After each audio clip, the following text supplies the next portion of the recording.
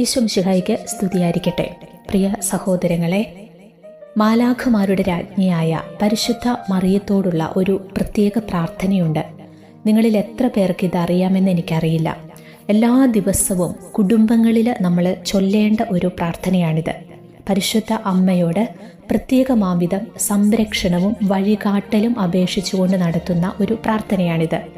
ഈ പ്രാർത്ഥനയിലൂടെ തിന്മകളിൽ നിന്ന് നമുക്ക് പ്രത്യേകമായ സംരക്ഷണം ലഭിക്കും. അതുപോലെ മാലാഖമാരുടെ സഹായം ഈ പ്രാർത്ഥന ചൊല്ലുന്ന എല്ലാവർക്കും ലഭിക്കും. ഈശോയിലേക്ക് അടുക്കാനുള്ള കൃപയും ഈ പ്രാർത്ഥനയിലൂടെ നമുക്ക് ലഭിക്കുന്നതാണ്.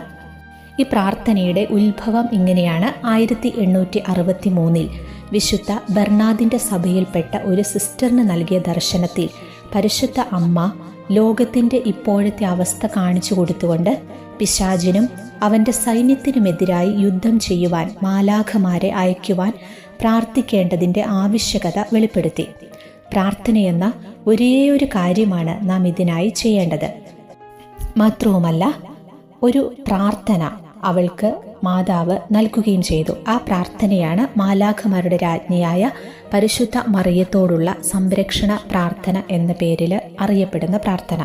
പ്രാർത്ഥന ഇങ്ങനെയാണ്. ഈ പ്രാർത്ഥന നിങ്ങൾ എഴുതിയെടുത്ത് എല്ലാ ദിവസവും നിങ്ങളുടെ കുടുംബങ്ങളിൽ പ്രാർത്ഥിക്കുക. തിന്മയുടെ ആക്രമണങ്ങളിൽ നിന്നും നിങ്ങൾക്ക് പ്രത്യേകമായ സംരക്ഷണം ലഭിക്കും. അതുപോലെ എപ്പോഴും ഏതാവശ്യങ്ങളിലും മാലാഖമാരുടെ സഹായം ലഭിക്കാനും ഈശോയിലേക്ക് കൂടുതൽ അടുക്കാനും ഈ പ്രാർത്ഥന നിങ്ങളെ സഹായിക്കുന്നതാണ്. നമുക്ക് പ്രാർത്ഥിക്കാം. സ്വർഗരാജ്ഞിയെ, മാലാഖമാരുടെ മഹത്വമേറിയ നാഥയെ, സർപ്പത്തിൻ്റെ തല തകർക്കുവാൻ വേണ്ട ദൗത്യവും ശക്തിയും ആരംഭം മുതലേ സ്വീകരിച്ചവളെ, ഞങ്ങൾ അങ്ങയോട് അപേക്ഷിക്കുന്നു. അങ്ങയുടെ കൽപ്പനയാൽ സ്വർഗീയ ദൂതരെ അയക്കണമേ. അങ്ങനെ സാത്താൻ്റെ പ്രവർത്തികൾക്കെതിരെ പോരാടുവാനുള്ള ശക്തിയാൽ ഞങ്ങളെ നിറയ്ക്കുകയും അവരെ നിത്യനരകത്തിലേക്ക് അയക്കുകയും ചെയ്യണമേ. എത്രയും പരിശുദ്ധ മാതാവേ, തിന്മയുടെ ശക്തിയെ എതിർക്കുവാനും ഞങ്ങളിൽ നിന്നും അവയെ അകറ്റുവാനും സ്വർഗീയ ദൂതഗണങ്ങളെ ഞങ്ങളുടെ സഹായത്തിനും സംരക്ഷണത്തിനുമായി അയക്കണമേ. സ്നേഹമുള്ള രാജ്ഞി, നിന്റെ സ്നേഹത്തിൻ്റെ മേലങ്കിയാൽ എന്നെ പൊതിയുകയും നിന്റെ പുത്രനായ ഈശോയിലേക്ക് എന്നെ എപ്പോഴും അടുപ്പിക്കുകയും ചെയ്യണമേ. നീ ചെയ്തതുപോലെ ദൈവത്തിൻ്റെ ശബ്ദം കേൾക്കാനും പരീക്ഷണങ്ങളുടെ സമയത്തും വിശ്വസിക്കാനും അവിടുത്തെ അനുഗ്രഹങ്ങളിൽ എപ്പോഴും സന്തോഷിക്കാനും എന്നെ പഠിപ്പിക്കണമേ. മാലാഖമാരുടെ രാജ്ഞിയായ മറിയമേ, എന്നെ നയിക്കണമേ. എൻ്റെ മരണസമയത്ത് എനിക്ക് വേണ്ടി പ്രാർത്ഥിക്കണമേ. ആമേൻ. പ്രിയമുള്ളവരെ, ഓഗസ്റ്റ് 2 മാലാഖമാരുടെ രാജ്ഞിയുടെ തിരുനാൾ നമ്മൾ ആഘോഷിക്കുന്നത്.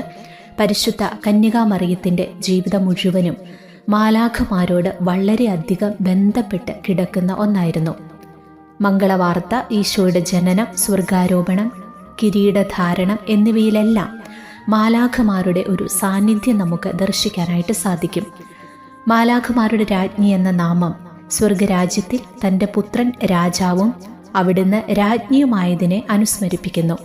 സ്വർഗത്തിലെ ദൈവത്തിൻ്റെ ദൂതരും വ്യക്തികളുടെ സംരക്ഷകരുമായ മാലാഖമാരുടെ രാജ്ഞിയായതിലുള്ള ബഹുമാനവും ഇവിടെ സൂചിതമാണ്.